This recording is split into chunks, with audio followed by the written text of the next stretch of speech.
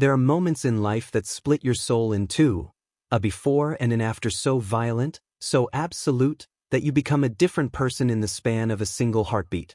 For Maria, that moment came twice.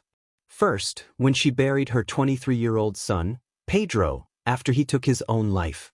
And second, 3 weeks later, when she knelt at his grave with a bottle of pills in her hand, ready to follow him into whatever darkness or light awaited beyond this world, and heard a stranger's voice cut through her despair with 7 impossible words. "Your son is here. Right beside you." What happened next would challenge everything Maria thought she knew about reality, about death, about the thin veil between this world and whatever lies beyond. Was it grief-induced hallucination, as the skeptics would claim? Was it proof of life after death from a spiritist vision, where souls continue their journey of learning and evolution? Could science someday explain the consciousness that seems to persist beyond the body? Or was it simply a desperate mother's mind creating comfort where none existed, because the alternative, that life after death doesn't exist, that Pedro was simply gone, erased, reduced to nothing, was too unbearable to accept? This is not a story with easy answers. It's not a story that will convince the skeptics or satisfy those who demand scientific proof of the spiritual realm. This is a story about a mother's love that refused to let go, about a son's regret that transcended death, about the mysterious ways grief can break us open just enough to let impossible light pour in. It's about the letters Pedro left behind, the secrets he couldn't speak in life, and the strange woman named Laura who became a bridge between worlds, whether you believe those worlds exist or not. What you're about to experience will make you question, will make you feel, will make you wonder about every person you've ever lost and whether love truly ends when the heart stops beating. It will take you into the darkest corners of human despair and, perhaps, into the most luminous possibilities of hope. So I ask you now, are you ready to suspend disbelief for just 1 hour? Are you willing to sit with the uncomfortable possibility that reality might be stranger, more mysterious, and more beautiful than we've been taught to believe? If your answer is yes, then stay with me. This journey will break your heart and piece it back together in ways you didn't expect. And when it's over, I hope you'll share this story with someone who needs to hear it, because somewhere out there, another Maria is standing at another grave, holding another bottle of pills, desperately needing to know that even in our darkest moments, we are not alone. Hit that like button if you believe love never dies, subscribe to this channel to continue this journey with us, and drop a comment below telling me, do you believe there's something beyond this life? Let's explore this mystery together. The scream tore from Maria's chest like a wounded animal that no longer has the strength to fight, yet still resists death. It was a sound that didn't belong to this world, deep, shredded, almost inhuman. People passing by the cemetery that gray afternoon stopped for a moment, startled, and then moved on, as if wanting to forget what they had just heard. No one wanted to carry that pain with them. But Maria had no choice. She already carried it inside her, burning, corroding, destroying everything she once was. She was kneeling on the still fresh earth, her hands buried in the grass as if she wanted to dig through the ground and descend with him. Pedro was down there, cold, distant, unreachable. And that was unbearable. How does a mother accept burying her own child? How does the heart keep beating when everything inside her has already died along with him?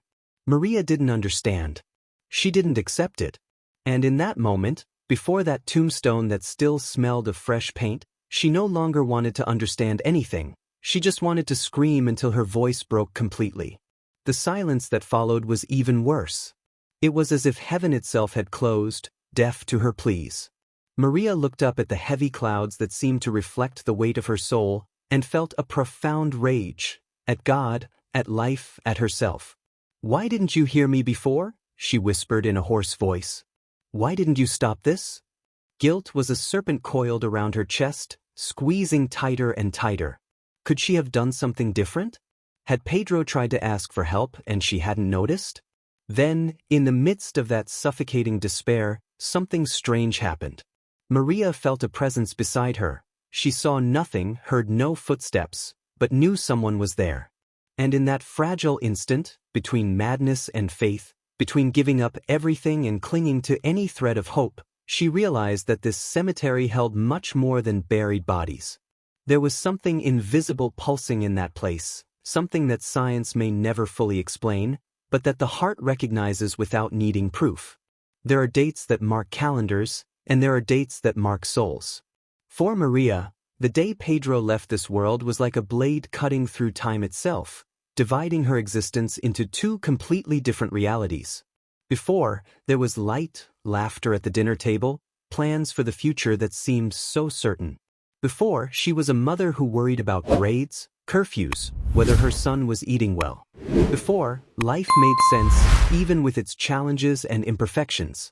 But after was an abyss so deep that Maria couldn't see the bottom, couldn't find solid ground to stand on. Pedro was 23 years old when he decided that living hurt too much. 23 springs, 23 Christmases, 23 birthday candles blown out with wishes that would never come true. Maria still remembered the weight of him as a newborn in her arms, that mixture of fear and overwhelming love that only mothers know. She remembered teaching him to walk, to read, to ride a bike. She remembered every scraped knee she kissed, every nightmare she chased away with a hug. How could all of that, all those years of protection, of unconditional love, not be enough to keep him here? The neighbors whispered that maybe there were signs she missed, clues hidden in conversations she thought were normal. Friends offered the kind of comfort that feels more like accusation. You couldn't have known, they said, but their eyes asked, couldn't you? Maria replayed every interaction from the last months, dissecting words, searching for the moment she failed him. The debate about life after death from a biblical perspective, from a scientific standpoint, or even the stark belief that life after death doesn't exist, none of it mattered anymore. What mattered was that Pedro was gone, and she was still here, breathing air that felt like broken glass in her lungs. The house became a museum of absence. Pedro's room remained exactly as he left it, the unmade bed, the books stacked on the nightstand, the jacket hanging on the chair. Maria couldn't bring herself to touch anything, as if preserving his space might somehow preserve him. Her husband moved through the house like a ghost, unable to meet her eyes, unable to speak the name that hung between them like shattered glass. Their marriage, once strong, now trembled under the weight of grief too heavy for two people to carry together. And Maria understood, with a clarity that terrified her, that some losses don't just take one life, they take pieces of everyone left behind. Pedro had mastered the art of seeming fine. He smiled at the right moments, laughed at jokes, asked about other people's problems with genuine interest. To the outside world, he was just another young man navigating the complexities of early adulthood, working part-time, taking classes, making plans that sounded real enough to convince everyone, including himself, on the good days. But behind that carefully constructed facade, there was a war raging that no one could see. Depression is like that. It's the quietest killer, the enemy that wears the face of normalcy until it's too late. Maria would replay their last conversations 1,000 times, searching for the crack in his armor she should have noticed. "How was your day, Mijo?" she'd asked the night before. "Good, ma." "Tired, but good," he'd replied, kissing her forehead before heading to his room. That kiss, she clung to that kiss now, the last touch of her son's lips against her skin. How could someone planning to leave forever kiss their mother goodnight with such tenderness? But that's the cruel paradox of suicide. Sometimes the decision to end the pain brings a strange peace, a final kindness before the storm. Pedro probably felt he was protecting her by hiding his struggle, not realizing that his silence would become her greatest torment. The note was found on his desk, tucked under his phone, written in his familiar handwriting that looked shakier than usual. "Mom, Dad, I'm so sorry. I tried. I really did. But the weight is too heavy, and I can't carry it anymore. Please don't blame yourselves. This isn't your fault. I love you more than words can say. Tell everyone I'm sorry. Pedro." 27 words to explain a decision that would shatter countless lives. 27 words that raised a million questions. But wait, why didn't he say something? When did trying stop being enough? Maria read that note so many times the paper began to tear at the creases, the ink smudged by her tears, as if she could decode some hidden message between the lines.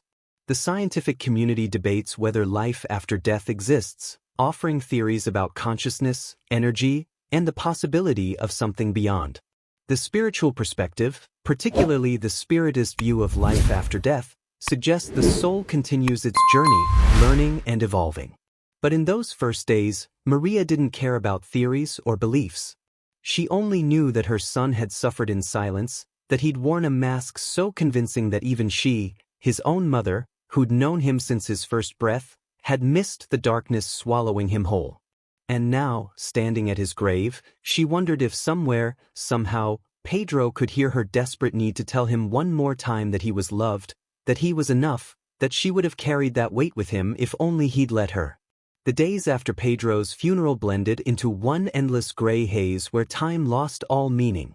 Maria would wake up, if you could call those brief moments of semi-consciousness, waking, and for a split second, everything would be normal.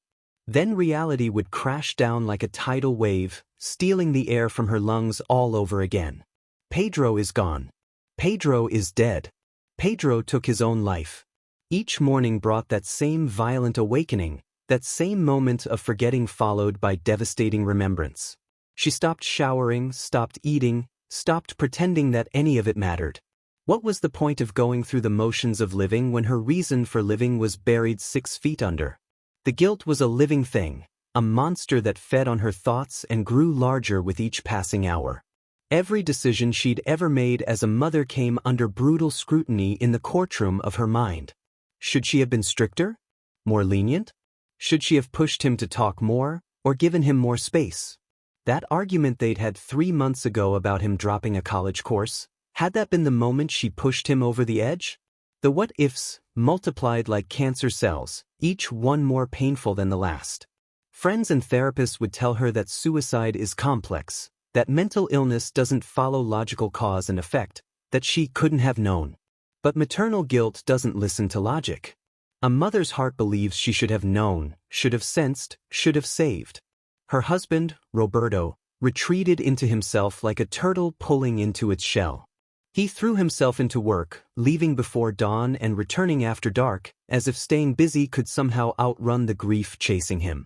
When they were forced to occupy the same space, they moved around each other like strangers in a crowded subway, careful not to make eye contact, not to touch, not to speak the words that might shatter whatever fragile composure they were clinging to. Their marriage, once built on communication and partnership, had become a minefield where every conversation threatened to detonate. Roberto blamed himself for not being a stronger male role model. Maria blamed herself for not being a more attentive mother. And secretly, terribly, they each blamed the other, though neither would ever say it aloud. Pedro's younger sister, Sofia, aged 16, became a ghost in her own home. She stopped talking about her brother, stopped crying where anyone could see, stopped being the vibrant teenager she'd been just weeks before. Her grades plummeted. Her friends stopped calling after too many unanswered texts. She'd lock herself in her room for hours, and Maria didn't have the energy to knock on the door, to bridge that gap, to be the mother Sofia desperately needed. The debates about life after death, whether from a biblical perspective that promises reunion, a scientific lens that questions consciousness beyond the body, or the harsh materialist view that life after death doesn't exist, meant nothing in the face of this earthly hell they were trapped in. They were 4 people who used to be a family, now just individual islands of pain, drowning separately in the same ocean of loss. 3 weeks after the funeral, Maria woke up with a clarity that terrified her in its simplicity. She knew, with the certainty of someone who's finally stopped fighting the current, that she couldn't do this anymore. The pain wasn't lessening. If anything, it was growing sharper, more defined, like a blade being honed against stone. She looked at herself in the bathroom mirror and didn't recognize the hollow-eyed woman staring back. This wasn't living. This was just existing in a state of perpetual torture, and what was the point? If life after death exists, as the spiritist view suggests, then maybe she could find Pedro there. And if it doesn't, as so many claim, then at least the pain would end. She didn't leave a note. Notes hadn't saved Pedro, and they wouldn't save her family from the aftermath of what she was about to do. She simply got dressed, moving through the motions with robotic precision, jeans, a sweater, the boots Pedro had given her last Christmas. She grabbed her car keys from the hook by the door, where Roberto's keys hung untouched on this Saturday morning while he slept in their bed, medicated and unreachable. Sophia was at a friend's house, or maybe she wasn't. Maria had lost track of her daughter's comings and goings, lost track of everything except the magnetic pull drawing her toward the cemetery. Toward Pedro. Toward an end to this unbearable weight. The drive felt both endless and too short. Her hands gripped the steering wheel so tightly her knuckles turned white, and she realized she was shaking, not from fear, but from something else. Anticipation? Relief? The perverse comfort of having finally made a decision after weeks of drowning in indecision? The cemetery gates were open as they always were during the day, welcoming the dead and those who mourned them. Maria parked in the same spot she'd parked for the funeral, walked the same path she'd walked while carrying flowers that now lay wilted on Pedro's grave. The irony wasn't lost on her. She'd brought life to decorate death, and now she was bringing death to join life. She knelt at his grave, the same spot where she'd screamed 3 weeks ago, and felt an eerie calm settle over her. "I'm coming, Mijo," she whispered, her voice steady for the first time in weeks. "I can't do this without you. I tried, but I can't." She pulled the bottle of pills from her pocket, sleeping medication she'd been hoarding, planning this moment even if she hadn't consciously admitted it until today. The debate about what comes after death, whether science can prove consciousness continues or the Bible promises eternal paradise, seemed almost academic now. She was about to find out firsthand. And as she unscrewed the cap, her hands finally steady, she thought she felt something shift in the air around her. A warmth, a presence, a whisper she couldn't quite hear but somehow knew was there. Laura hadn't planned to visit the cemetery that morning. She'd been driving past, heading to the grocery store, when something, a pull, an instinct, a voice she'd learned not to ignore, made her turn the wheel and pull through the iron gates. She'd been a medium for 20 years, sensitive to the whispers between worlds, and she knew better than to question these sudden urgings. The spirit world had its own timing, its own reasons for bringing people together. As she walked along the gravel path, following nothing but intuition, she heard it, a sound that made her blood run cold. Not a scream this time, but something worse, the quiet, desperate whisper of someone saying goodbye to life itself. She quickened her pace, her heart pounding, and that's when she saw Maria kneeling at a fresh grave, a pill bottle in her trembling hands. But Laura saw something else too, something that would sound insane to anyone who didn't share her gift. Standing right beside Maria, translucent but unmistakably present, was a young man, early 20s, dark hair, eyes filled with anguish. He was reaching toward his mother, trying to touch her shoulder, his mouth moving in silent pleas she couldn't hear. "No, Mum, please don't. Please, I'm sorry. Please don't do this." Laura had witnessed many things in her years as a medium, had delivered countless messages from the other side, but she'd never seen a spirit in such desperate, visible torment. Laura knew she had seconds to act, seconds to decide whether to intervene in a stranger's most private moment. The scientific community would say she was seeing things, that grief and suggestion create hallucinations, that life after death is a comforting fiction the mind invents to cope with loss. But Laura had stopped caring what skeptics thought long ago. She knew what she saw. She knew what she heard. And she knew, with every fiber of her being, that this young man's soul was screaming for his mother to live, even as his mother believed joining him in death was the only way to end her pain. The biblical perspective on life after death speaks of souls in different realms, of consequences for actions taken in despair. The Spiritist view of life after death teaches that suicide doesn't end suffering. It often intensifies it, trapping souls in confusion and regret. "Wait," Laura called out, her voice cutting through the cemetery's heavy silence. "Please wait." Maria's head snapped up, her eyes wild, cornered, the pills halfway to her mouth. For a moment, the two women locked gazes, one holding death in her palm, the other holding a truth that might sound like madness. Laura took a careful step forward, her hands raised in a gesture of peace, of non-threat. "I know you don't know me," she said softly, "and I know this will sound impossible. But your son is here. Right now. Right beside you. And he's begging you not to do this." The words hung in the air between them, crazy and desperate and somehow Impossibly, exactly what Maria needed to hear in that moment to keep her frozen, listening, alive for just a few seconds longer. Maria's first instinct was to laugh, a bitter, broken sound that came out more like a sob. Of course. Of course some crazy woman would appear at the exact moment she'd finally found the courage to end this nightmare. The universe had a sick sense of humor. "Get away from me," Maria said, her voice shaking, the pills still clutched in her fist. "You don't know anything about me or my son." But even as she spoke, something in Laura's eyes made her hesitate. There was no pity there, no judgment, no condescending sympathy. Just a deep, knowing sadness, and something else, an urgency that felt almost desperate. As if this stranger had her own reasons for needing Maria to listen.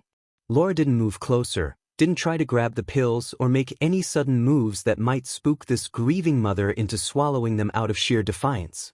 She'd been in situations like this before, standing between someone and their planned exit from this world, and she knew that force never worked. Only truth did. Only connection. "My name is Laura," she said quietly, lowering her. Maria wanted to scream at this woman to leave, to mind her own business, to stop talking about Pedro as if she had any right. But something kept her rooted to that spot, kept her listening despite herself. Maybe it was exhaustion. Maybe it was curiosity. Or maybe, in the deepest part of her shattered heart, it was hope, that dangerous, painful thing she'd been trying so hard to kill.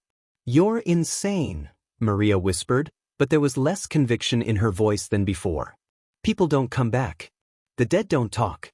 Life after death, it's just stories people tell themselves to feel better about the fact that we all end up as nothing but dust and bones." Yet even as she said it, she remembered her grandmother's stories about spirits, about the continuity of the soul, about how love transcends death. Laura nodded, accepting the accusation without defensiveness. "Maybe I am insane," she said with a sad smile. "That's what my ex-husband thought. What a lot of people think. The scientific perspective on life after death leaves little room for what I experience, for what I see and hear. But here's what I know. Your son is standing right beside you, and he's terrified you're about to make the same mistake he did." She paused, watching Maria's face carefully for any sign of openness, any crack in the armor of grief and despair. "He's wearing a blue hoodie, the one with the torn pocket. And he's saying something about a promise? Something about stars?" Laura saw Maria's face go pale, saw her hands start to shake so violently that pills scattered onto the grass like bitter seeds. The blue hoodie with the torn pocket. Maria had buried Pedro in that hoodie because it was his favorite, the one he'd worn so often she'd threatened to throw it away a dozen times. And the promise about stars. When Pedro was 7 years old, they'd lain on the grass in their backyard one summer night, and he'd asked if people became stars when they died. Maria had said, "Maybe. And if they do, I'll find you. I promise. Even if I have to search every star in the sky." How could this stranger possibly know that? How could anyone know about a conversation that happened in their backyard 16 years ago, a memory Maria herself had forgotten until this very moment? "No," Maria breathed, shaking her head violently, tears streaming down her face. "No, you looked me up somehow. You read about him in the newspaper, you're one of those sick people who prey on grieving families." But even as she said it, she knew it wasn't true. The obituary hadn't mentioned a blue hoodie.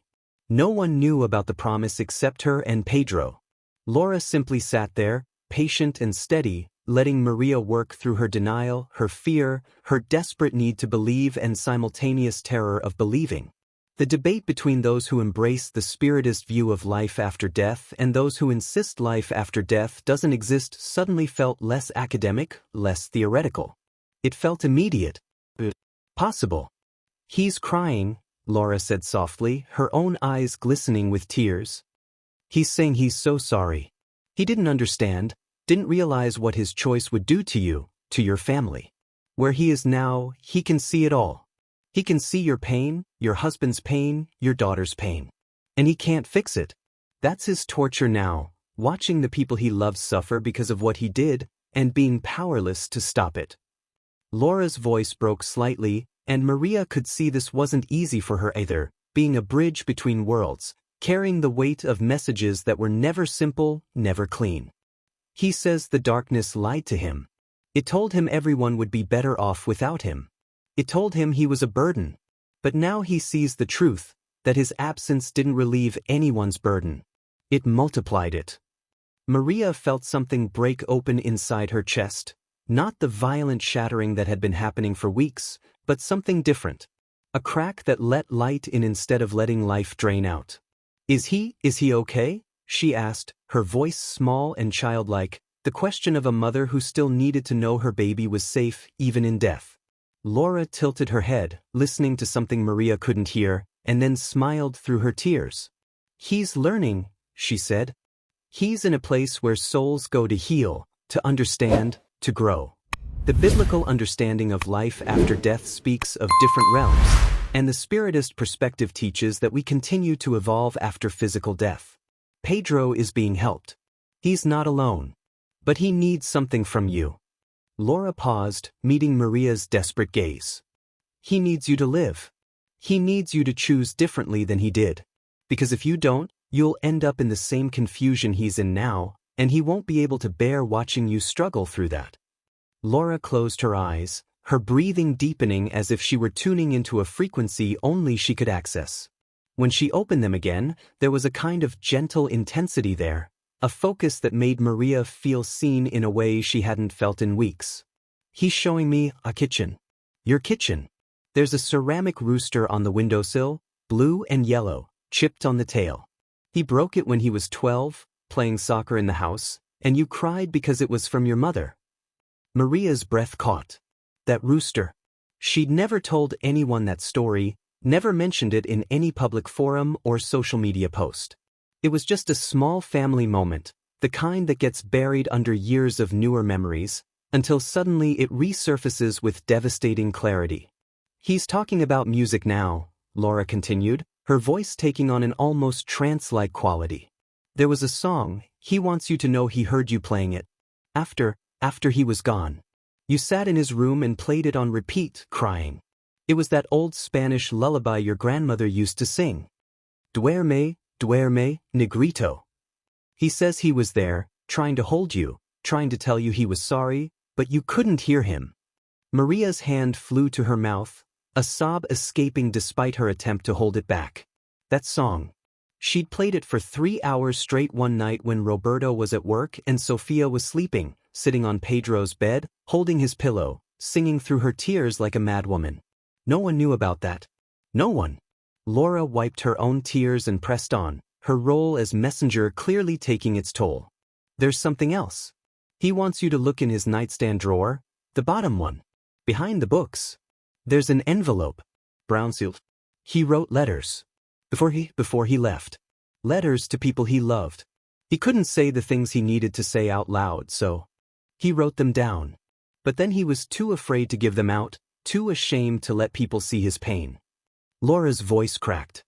He regrets that now. He wishes he'd been braver. He wishes he'd asked for help instead of hiding behind smiles and pretending everything was fine. The scientific view may argue there's no life after death, that consciousness ends with the body, but how could this woman know these things if Pedro's awareness, his consciousness, his love didn't somehow continue? Maria was shaking now, her entire body trembling like a leaf in a storm. Every rational part of her brain was screaming that this was impossible, that grief made people vulnerable to charlatans and con artists.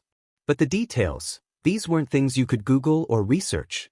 These were the intimate moments that made up a life, the small sacred memories that existed only in the space between a mother and son. What do the letters say? Maria asked, her voice barely above a whisper. Laura shook her head gently. That's not for me to know. Those words are for the people he wrote them to. But he wants you to find them. To deliver them. To let his love reach the people he couldn't reach while he was here. And then, softer, almost hesitantly, and there's one for you. It says things he never knew how to say to your face. Things you need to hear. Laura's face softened with a tenderness that seemed to come from somewhere beyond her, as if she were channeling not just words but the very essence of a mother's love reflected back through her son. He's asking me to tell you something, she said, her voice trembling with the weight of the message. He says, "Mom, I'm so sorry. I know sorry doesn't fix anything.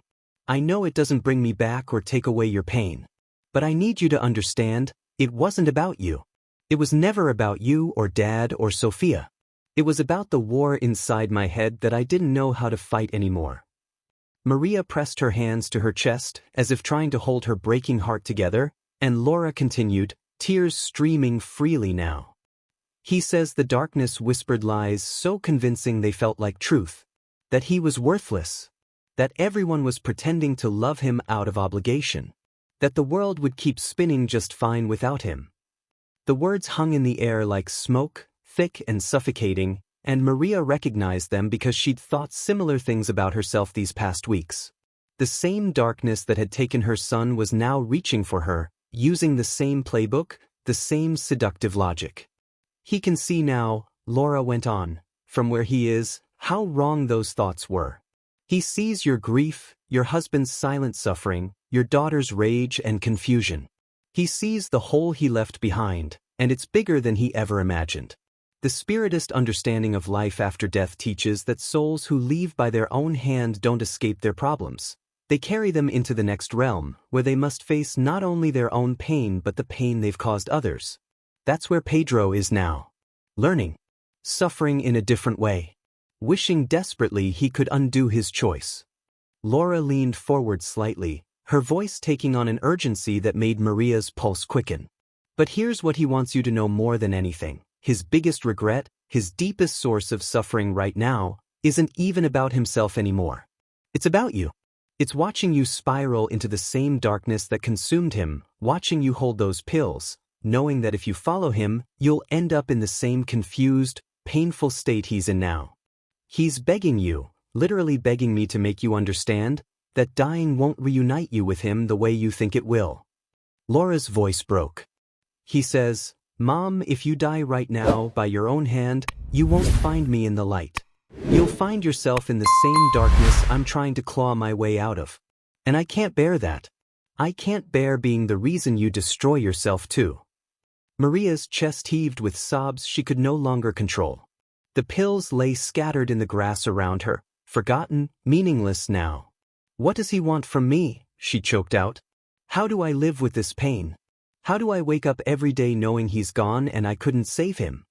Laura reached out slowly, asking permission with her eyes before placing a gentle hand on Maria's shoulder. "He wants you to live," she said simply. "Not just survive, but truly live. He wants you to deliver those letters. He wants you to take care of Sophia, who's drowning and can't ask for help any more than he could. He wants you to forgive yourself, though he knows that will take time. And most of all," Laura's voice softened to barely a whisper, "he wants you to know that his love for you didn't end when his life did.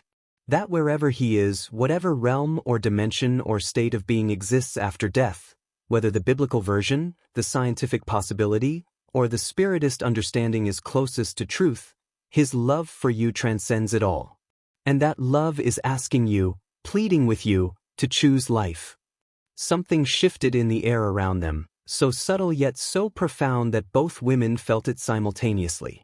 It started as a warmth, like standing in a shaft of sunlight on a cold day, except there was no sun breaking through the gray clouds overhead. Maria felt it on her face first, then spreading down through her shoulders, her chest, wrapping around her like an invisible embrace. It was the kind of warmth that didn't just heat the skin but seemed to reach deeper, touching places inside her that had been frozen solid since the day she lost her son. "Do you feel that?" Laura whispered, her eyes wide with wonder and recognition. She'd experienced this before, this signature of spiritual presence making itself known in the physical world, but it never ceased to amaze her. Maria nodded, unable to speak, because along with the warmth came something else, a feeling she couldn't quite name. It wasn't happiness, exactly, and it wasn't the absence of pain. It was more like peace. The kind of peace that exists not because everything is okay, but because you've finally stopped fighting what is and started accepting what must be. The crushing weight on her chest, the one that had made breathing feel like manual labor for weeks, seemed to lighten just slightly. Not gone, never gone, but bearable. "He's saying goodbye," Laura said softly, and Maria's heart clenched. No, she gasped. No, I just found him again. He can't leave yet. I need, but Laura shook her head gently. Not goodbye forever. Just goodbye for now. He needs to move forward, to continue his journey. Souls can't stay trapped between worlds forever. It's not healthy for them or for us. Laura closed her eyes, listening to something only she could perceive, and then smiled through her tears. He says to tell you he'll always be with you, but not in the way he's been these past weeks. Not trapped here watching you suffer. He's going to a place where he can heal, where he can learn and grow. The spiritist view of life after death describes different spheres of existence, places where souls go based on their spiritual development and needs. Pedro is moving to where he can receive help, where other spirits who've walked similar paths can guide him through his remorse and confusion. But he promises, Laura's voice caught, he promises he'll find ways to let you know he's okay. A song on the radio. At just the right moment. A dream so vivid you wake up certain it was real. The butterfly that lands on your hand when you're crying in the garden.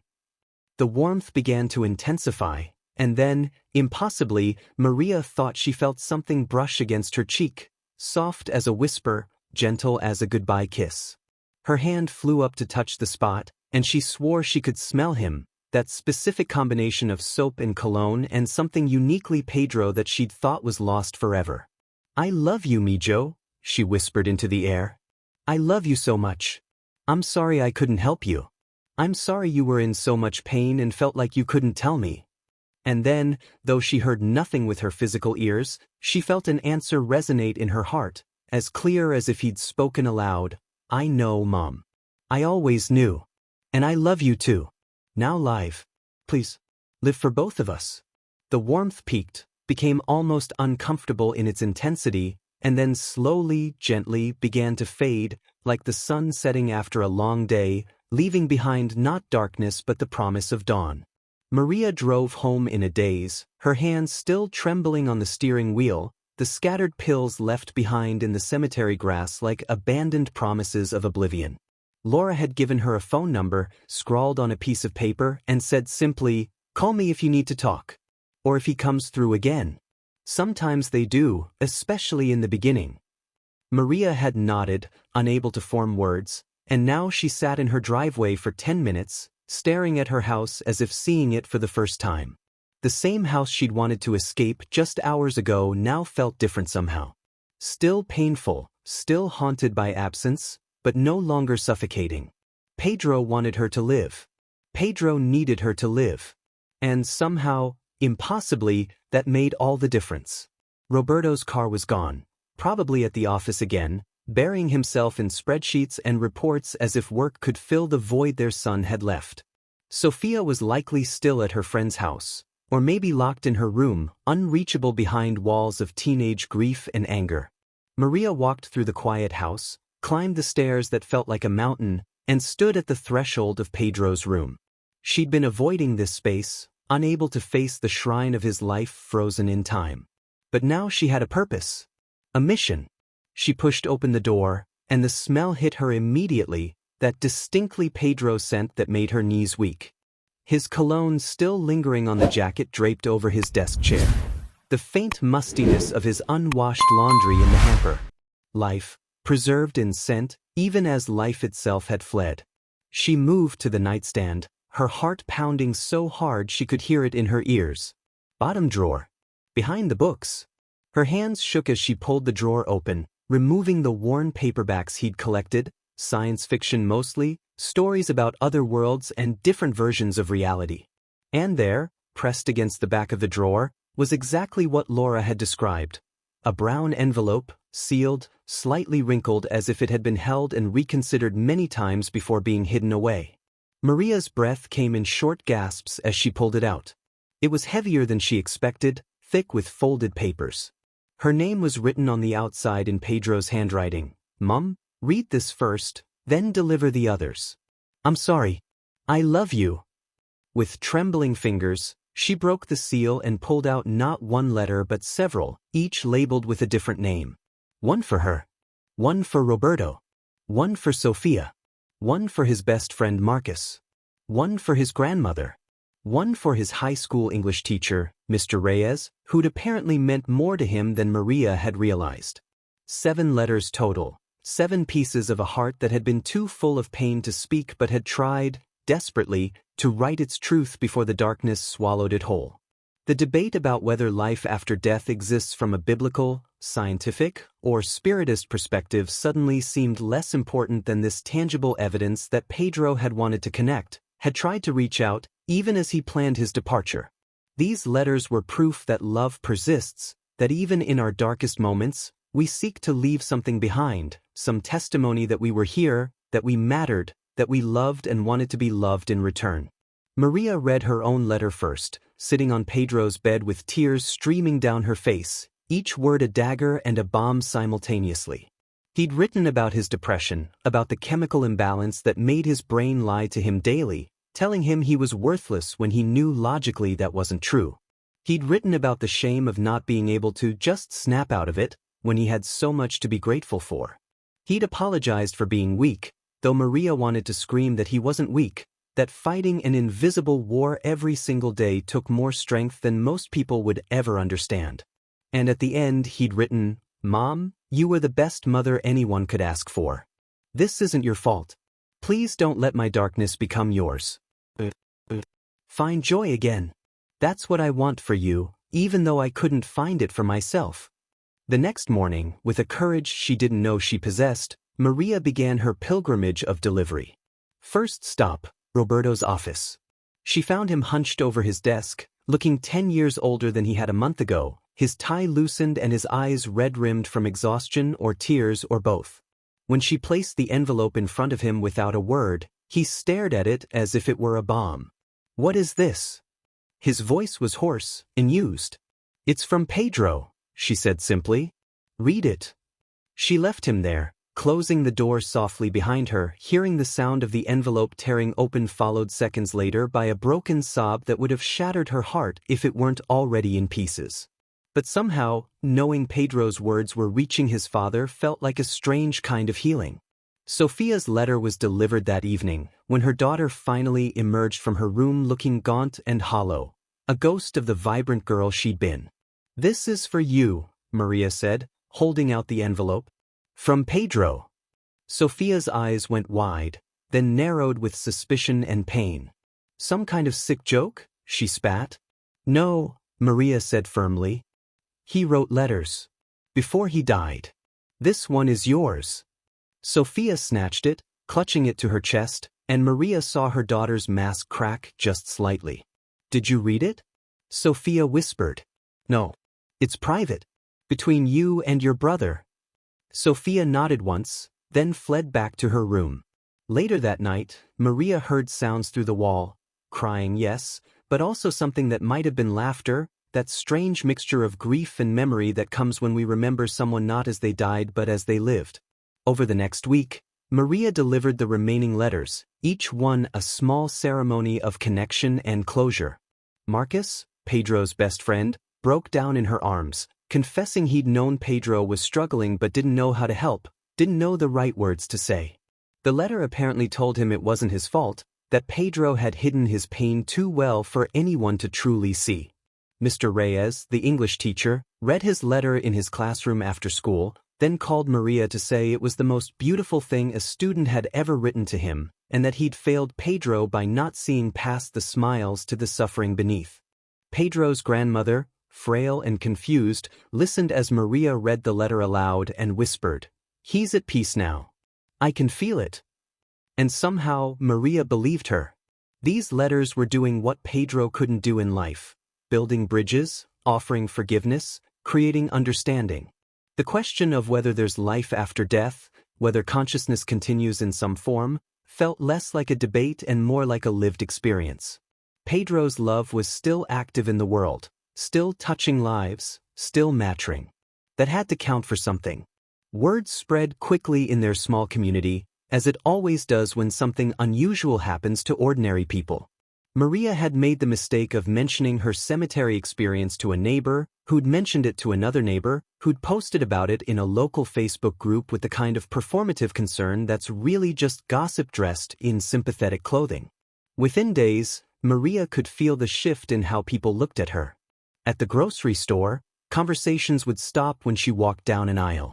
At church, which she'd forced herself to attend for the first time since the funeral, she caught clusters of women whispering behind their hands, their eyes sliding away when she turned toward them. The judgment was palpable, thick as smoke, suffocating as shame. "I heard she's completely lost it," someone said behind her in line at the pharmacy, not even bothering to lower their voice. Talking to dead people at the cemetery. "My cousin's friend saw her there, said she was having a full conversation with thin air." It's sad, really. Grief can break a person's mind. Maria's hands clenched around her basket, her face burning with humiliation and rage. She wanted to turn around and scream at them, scream that they had no idea what she'd experienced, that their narrow understanding of reality didn't define what was possible or true. But she stayed silent, paid for her items with shaking hands, and left the store feeling smaller than she had in weeks. The cruelty of people who claim to care but really just want drama to discuss over coffee was almost harder to bear than the grief itself. Her sister-in-law, Patricia, was more direct in her skepticism.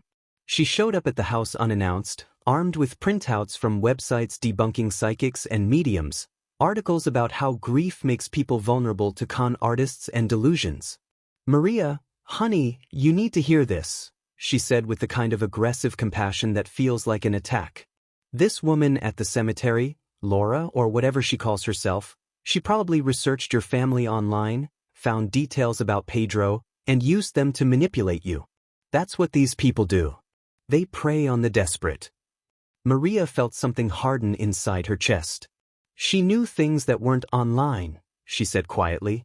Things nobody could have known. Patricia waved a dismissive hand. "There's always an explanation. And even if there isn't, Maria, do you hear yourself? You're talking about ghosts and spirits like they're real. The scientific consensus is clear. When we die, we die. There is no life after death. It's a comforting fiction we tell ourselves because the alternative is too scary." But what struck Maria most painfully was her own husband's reaction when she finally told him about Laura and Pedro's presence at the cemetery. Roberto had listened in silence, his face unreadable, and then said words that cut deeper than any stranger's mockery. "Maria, I think you need to see someone. A therapist. A psychiatrist maybe. You're not thinking clearly." The implication hung between them like a wall of glass, that her grief had broken her mind, that she was delusional, that the wife he'd known for 25 years had somehow become unreliable, unstable, untrustworthy in her own perceptions of reality. "I know what I experienced," she'd said, her voice steady despite the tears. "I know what I felt. What I heard through Laura. What I found in Pedro's drawer, exactly where he told me to look." But Roberto had just shaken his head, retreating into his own fortress of rationality and denial, leaving Maria to wonder if her choice to believe, to remain open to possibilities beyond the material world, would cost her not just her social standing but her marriage too. The turning point came 3 months after the cemetery encounter, on a Tuesday evening that started like any other in their fractured household.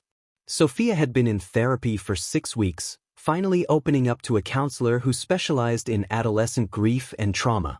That night at dinner, the first time all 3 of them had sat at the table together since Pedro's death, Sophia spoke. "I read my letter again today," she said quietly, pushing food around her plate. "Pedro wrote that he was proud of me, that he wished he could have stayed to watch me grow up, that he knew I'd do amazing things." Her voice cracked. "I've been so angry at him. For leaving. For choosing death over us. But his letter, it helped me understand he wasn't choosing against us. He was just trying to stop hurting." Roberto cleared his throat, and Maria saw something shift in his face, some wall beginning to crumble. "My letter said something similar," he admitted, his voice rough with emotion he'd been suppressing for months. "He thanked me for teaching him how to change a tire, how to throw a baseball, all these small moments I thought didn't matter much. He said he was sorry he couldn't be stronger, couldn't fight harder. And he asked me," Roberto's voice broke completely, "he asked me to take care of you too.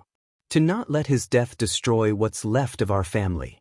Maria reached across the table, her hand finding her husband's, and for the first time since they'd lost their son, Roberto didn't pull away.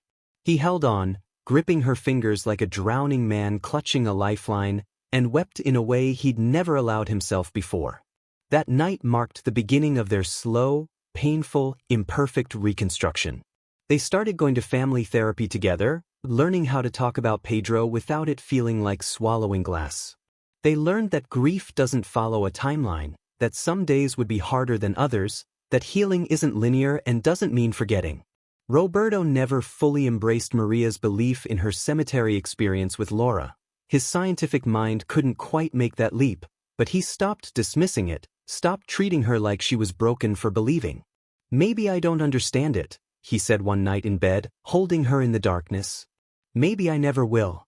But I can't deny that something changed in you that day. Something that brought you back to us. And I'm grateful for that, whatever it was." It wasn't complete acceptance, but it was enough.